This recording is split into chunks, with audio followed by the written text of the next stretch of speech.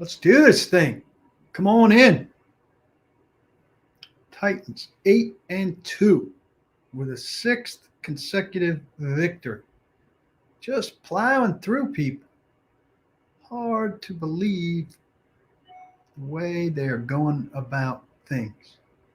Waiting for the text to land. Here you come. Some of you, congratulations.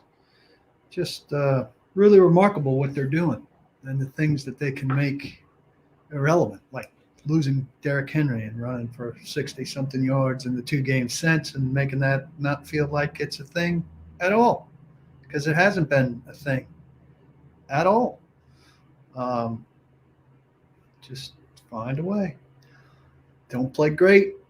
Get a special teams play. Have the other kicker miss 2 extra points. So it boils down to a 2 point conversion. They false start. Adam Troutman move it back from the 2, which is awfully dangerous, to the 7, which is a lot less so.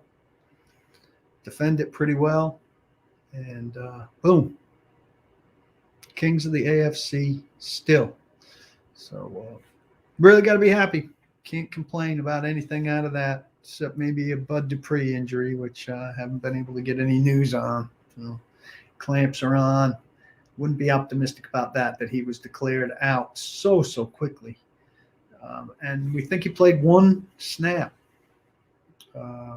Abdominal injury is a strange thing to hear. Could be an oblique strain, which is something that usually takes a long time. I've heard hernias categorized as abdominal. So we shall see. Fire your questions in here. Abo, hard to gauge the offense. Still played 2 of the best defenses in back-to-back weeks. Defense has stepped up tremendously. Certainly has.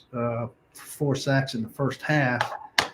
Then Fawcett kind of turned off. But, here's the thing about this team right now. Houston's coming to town next week. That's a whole different ballgame, right? I mean, any kind of struggles we've seen. The last 5 weeks, you can include the Saints now because the Saints have a really good defense. But the 4 weeks before that, we know about the challenges there. And Houston is not comparable to any of that. I'm not saying the Titans aren't capable of botching a game like that. They're certainly capable of making it closer than it should be. But Texans aren't coming here and winning. So put them down for 9-2. And then a week away from the bye, with a trip to New England. New England demolished the Browns today. I like the Browns, but the Patriots are coming on. So I think Sean Payton coached his butt off too. But I think when you're down in that end zone at the 1-yard line, you can't kick the field goal. That's pretty old school coaching. On 4th down at the 1, you got to go ahead and get in and worry about the field goal later. I understand you need a field goal and a touchdown, but if you're at the 1-yard line, you go get the touchdown then. I think it worked out for him, and then the thing that screwed things up was the false start from the 2-yard line on the conversion. But I think if you're down there, you got to go. You got to go. Let's see. Here we go.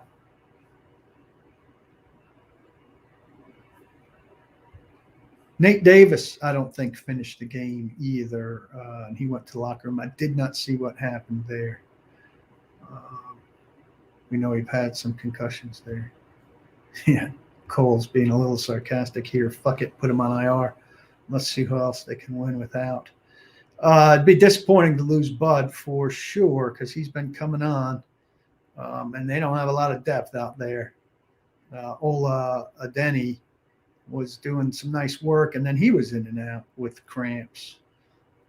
So, shall see. Pass rush wasn't as good in the second half for sure. Neither was the kicker. This guy really sucked that he couldn't hit extra points. I mean, that's some basic shit. And it reminds you, again, just how well they've done with Randy Bullock. Yeah. Titans were very nonchalant about kicker for a long time, and they got away with it. And this year, they really hit a home run.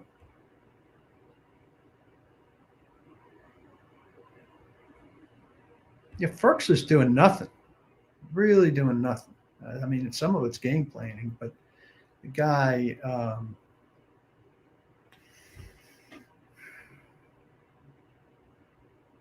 he's not on the field as much because he's not a good blocker. You got to get on the field at tight end on this team right now because you're blocking. And that's why Swaim's getting some balls thrown to him, is because he's blocking. Chris Jackson was great last week. And this week, Chris Jackson gave up at least 3 bad passes, Jabari, and 2 of them were touchdowns. Really shocking, the up to the down. And you would have thought he would have been less of a factor today because Fulton was back. Vrabel did coach a great game. I agree with that, Jay. Let's see here. Ivan Monty Rice flashed a little. I think he started one other game when might have started 2. Definitely started 1 during Jayon's timeout.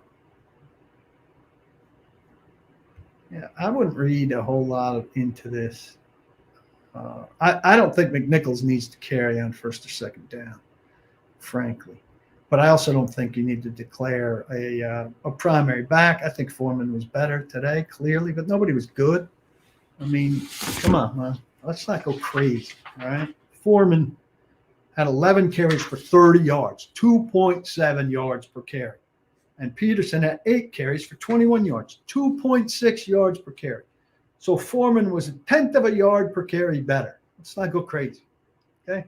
And let's not fall in love with Foreman like he's doing anything. He's not doing anything. Nobody's done anything since Henry's left, except the Titans have found ways to win without running the ball effectively. They had 66 yards today. They had 68 or 69 yards last week.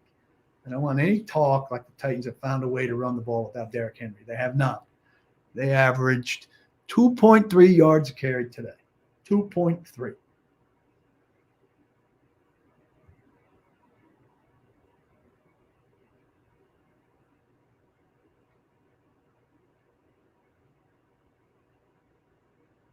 Boger's a terrible ref.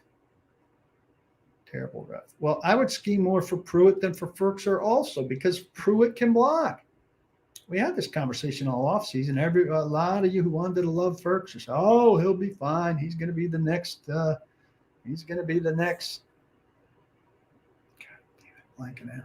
He's going to be the next Jonnu." And I told you he can't be the next Jonnu because he didn't block like John.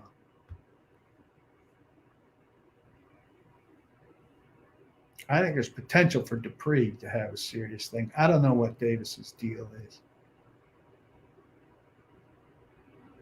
Harold Landry doesn't look 100%.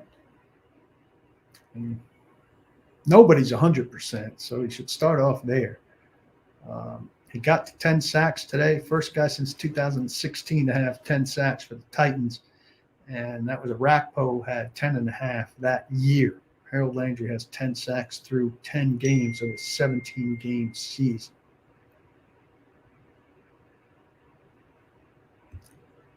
I sure would hope so, but A.J. Brown needs to do more than he's done the last 2 weeks.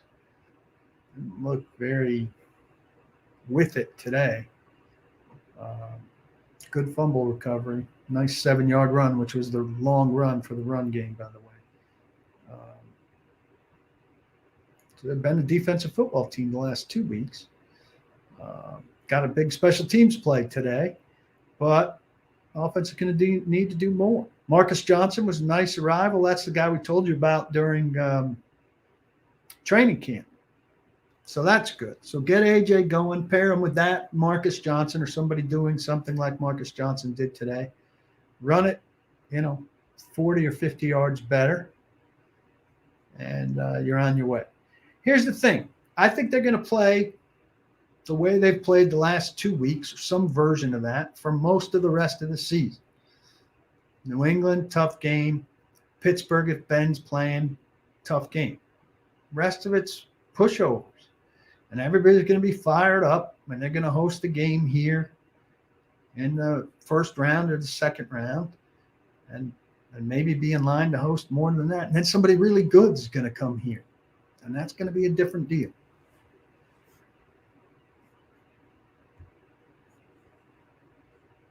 I saw something here about we don't know Dupree. We don't know that it's an abdominal strain, so that's already somebody um, adding the strain to it. I don't know who said strain.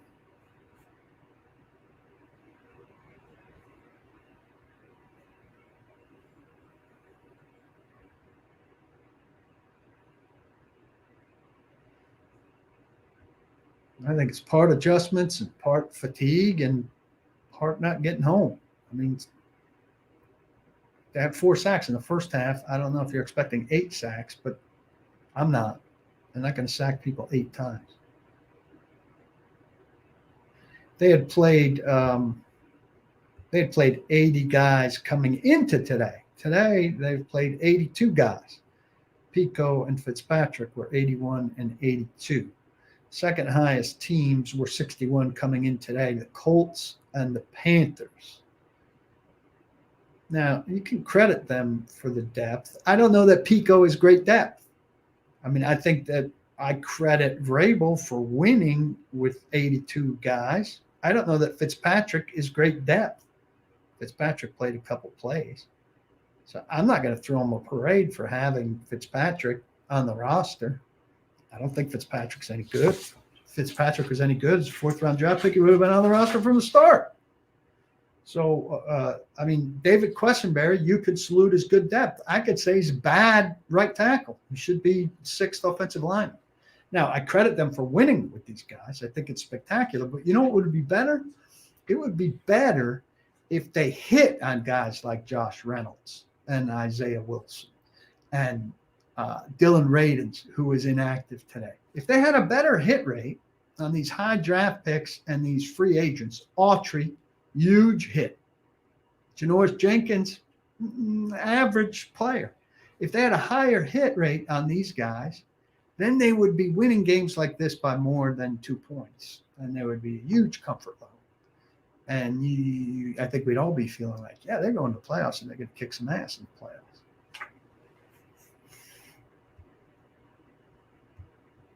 I don't agree with that. Taysom Hill hurt him. Taysom Hill threw 2 passes for 11 yards. Taysom Hill ran 3 times for 23 yards, high of 10 yards. You feel like Taysom Hill hurt them? I don't.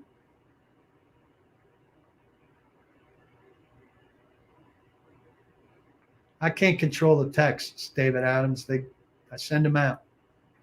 Then it's between the internet and your phone. I don't know why they don't feature AJ Brown more. I think they don't believe in forcing it. They believe in the progressions of plays, but I would force it a little bit. Saints are very hard to run against. Absolutely true. Saints front's very good. Absolutely true. They didn't run against the Rams either last week. Also a good front.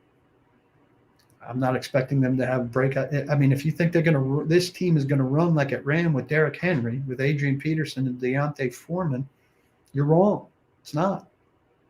If they do run like they ran with Derrick Henry, then it means Derrick Henry's not that great. And you guys think Derrick Henry's great. I know you do. If they can replace Derrick Henry that easily, and if they're going to run for 200 whatever yards against the Texans next week like they do with Derrick Henry, then what does it say about Derrick Henry? If Hilliard was anything, we'd have seen Hilliard.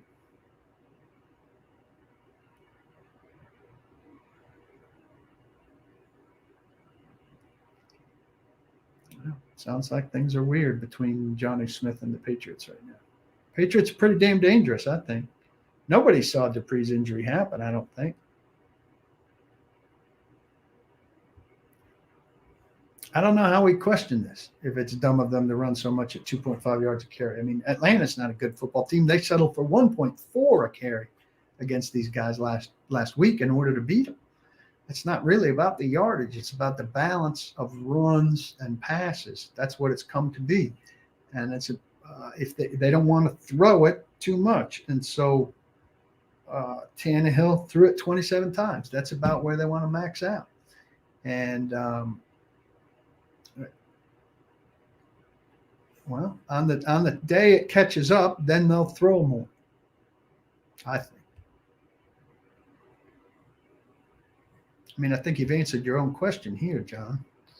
They need to stretch the field more. If there's not much time to throw, they can't really stretch the field more. But yeah, I'd like to see him get it to AJ more. I'd like to see him throw deep more. But look, what they did today works. So I don't think you can complain more.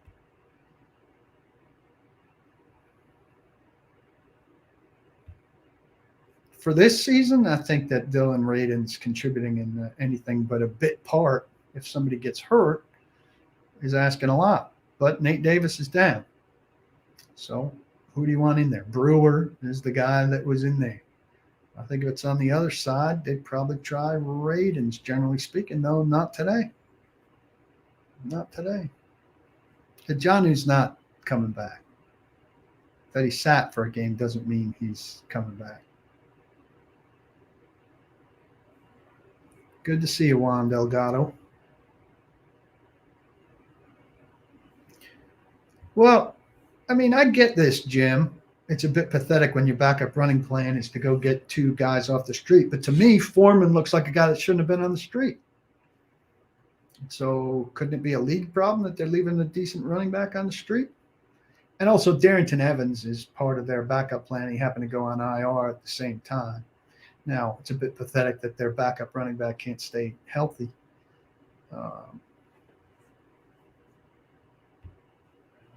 No, I don't think this Houston team is as good as the Jets.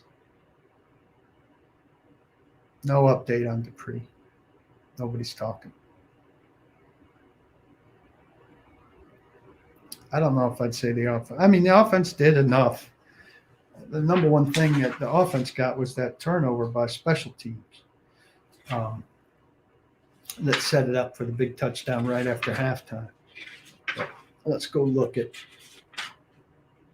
drive chart. Titans. 3 plays punt, 3 plays punt, 8 plays field goal, 10 plays field goal, 8 plays touchdown. That's before the half. So that's a nice, 2-minute kind of organization. After the half, 5 plays touchdown. That's set up by the special teams turnover. 3 plays punt, 3 plays punt, 11 plays field goal. Got to do better in the red zone. 5 plays punt, 2 plays end the game. It's not a very good offensive. It's not a very good offensive day.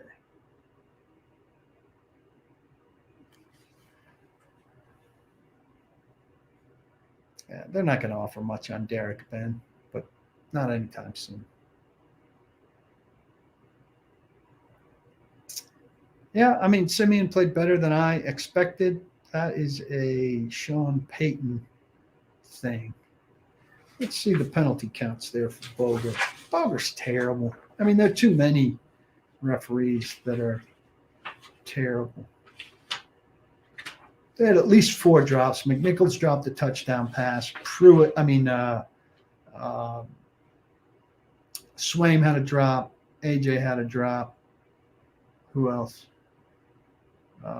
Somebody else had a drop. Penalties.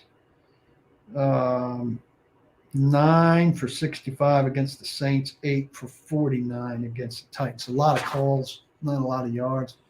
I don't see how you can do anything with Bullock, D-Gup. He's been terrific.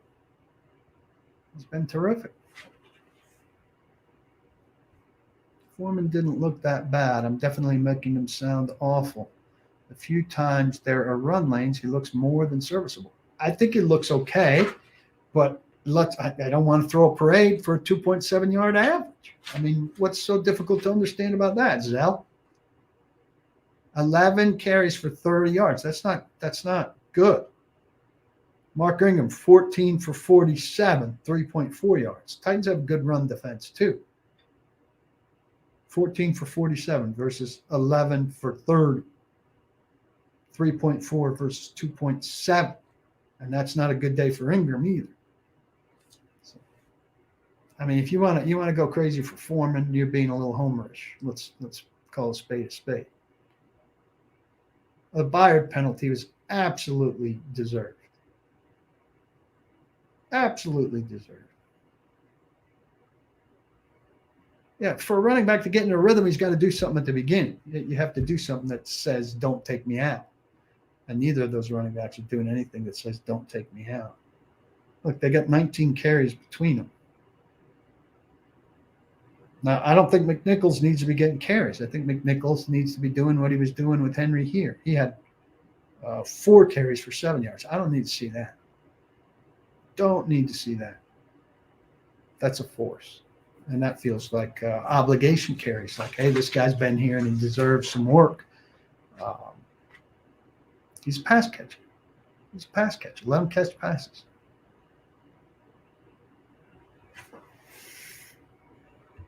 Here, Ben, don't need them to be good right now. January, you're going to need them to be good. And I know everybody thinks Derek's coming back. Derek's coming back. If Derek's coming back, Derek is not running the ball 27 times.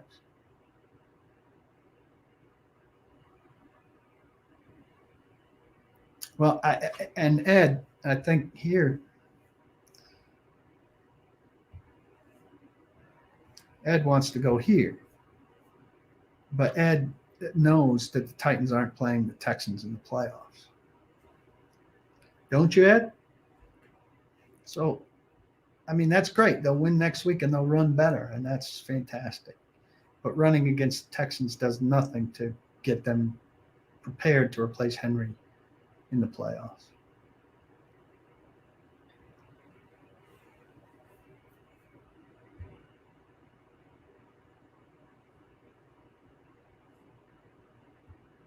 I'm judging him on what he did. I'm acknowledging he played 2 good run defenses, but I'm not going to make up numbers for him that don't exist.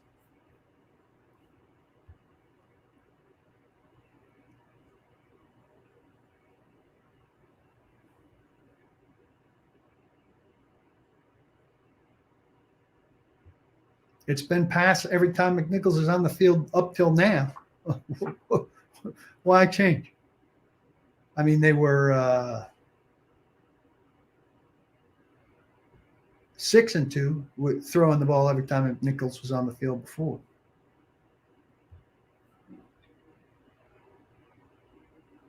I think the run game was actually a little worse this week. 66 yards as opposed to 68 or 69 last week. What else we got? Take a couple more, and we'll call it an evening.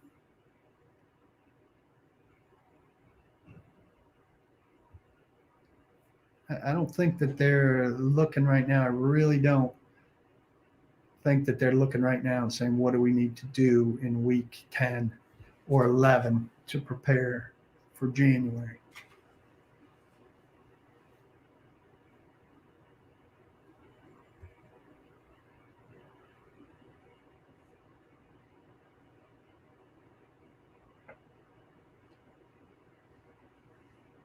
I think if Derek comes back and they run him 30 times in a playoff game, they're insane.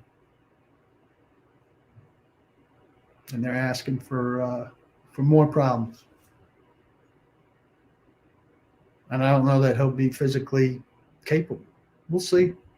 A lot of time between now and then. But I think we should be past this thing where Derek's not human now that he's broken the outside bone of his foot, which is what humans with huge workloads do.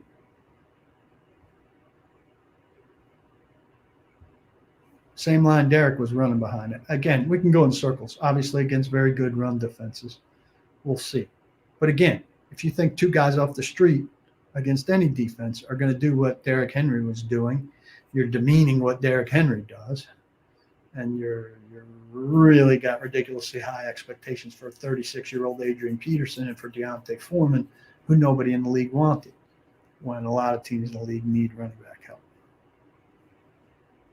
Too early for me here, Stephen Jordan, but I think they've got a better chance than I thought. A lot of those other teams are going to cannibalize each other and the like.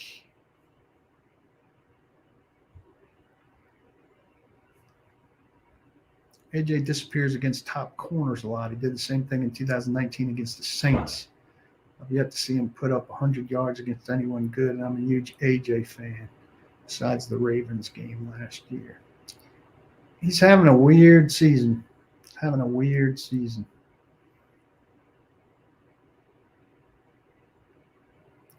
I agree. But if he disappears a day like today, and I don't know that Lattimore was on him all day today, um, but was he? Um, but if he goes away and somebody like Marcus Johnson shows up for 100 yards and they find a winning formula, I got less of a beef with it, right? He disappears today and they lose, a much bigger deal, much bigger deal. So, that pass rush is big in the first half. If it disappears in the second half and they lose because of it, it's a big deal. If they win despite it, it's not a big deal. They're not extending anybody during the season. No, they could extend Simmons in the offseason a year ahead. They did it with his predecessor on the inside, Casey, a couple times. Yeah, this is what I thought. Wasn't on him all day, but he was on. See, that's why I don't understand. Like, as soon as you see him not on him, go to him. Don't know about the Bud Dupree injury. This has been a very good conversation. I'm excited to see so many of you. I appreciate it. Spread the word. We'll try to do one tomorrow night at halftime, particularly if there's news, and I would expect we will get some news tomorrow, but you never know. Fulton looked pretty good. It's a shame they couldn't have had Fulton for some of the games with the better receivers because they don't have any Cooper Kupps or Stephon Diggses left on the schedule. It doesn't seem to me. Not that those guys shredded them, but that's where you want them, ideally. I would think we'll learn something about Bud Dupree tomorrow and Nate Davis. That's all I meant. I thought Fulton looked pretty good. Thanks for coming, everybody. Don't block the box. Do lock the locks. Outkick 360 tomorrow, 2 to 5 Central Time. Check us out. We'll be talking a great deal about this game and the NFL day and the college football weekend. So don't miss it. Thanks a lot for coming. Appreciate you. Always, always,